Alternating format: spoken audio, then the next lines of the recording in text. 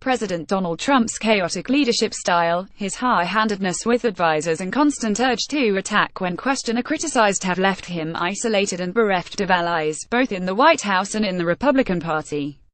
Politico said on Saturday that Trump has allowed White House Chief of Staff John Kelly to push out his closest West Wing allies and confidants, and now the combative chief executive is feeling cut off from his support network.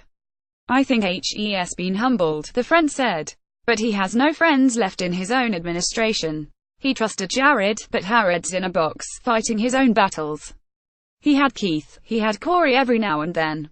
Now he's alone." Trump's longtime personal bodyguard Keith Schiller left the White House earlier this year, as well as Trump 2016 campaign manager Corey Lewandowski, who claims he turned down a job at the White House because the salary was chump change.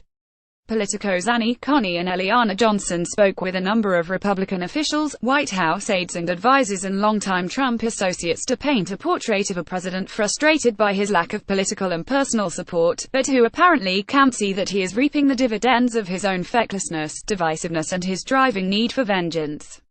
Trump has relished personal fights and nursed grudges, continued to vilify Clinton and defend his own legitimacy amid the expanding Russia probes, stirred racial tensions while measuring his success by the strength of his base, and taken more interest in throwing elbows on cultural issues than on the matters of policy that preoccupy Republican leaders in Congress, wrote Coney and Johnson. Infighting, petty grudges, a lack of focus and a preponderance of middle school cafeteria behavior have scuttled Trump's drive to repeal the Affordable Care Act (ACA), his ability to secure funding for a promised border wall with Mexico, and chances are swiftly fading for the hamstrung administration to pass its much-vaunted tax cuts. The arrival of John Kelly was supposed to impose a kind of military order on Trump's whirling White House, but the end result has been that Trump feels hemmed in and isolated. "Kelly is a tremendous guy in command and control," said one Trump associate.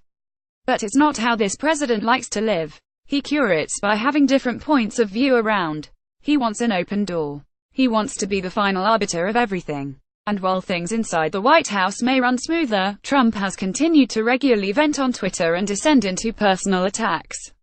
One GOP operative told Politico that perhaps Kelly should put reining in Trump's self-defeating antics on his to-do list. Some of Trump's would-be allies have shied away from the president in his time of crisis. With indictments closing in on the president's inner circle, it would be a natural time for the president's supporters to close ranks around the embattled commander-in-chief. However, GOP loyalists and party pragmatists are seeing less and less benefit in shoring up a president who cares less about them than his own reputation and popularity. "He sees things only through the framework of his reputation, not of America," said Ambassador James Jeffrey, a deputy national security advisor to George W. Bush. Read the full essay here.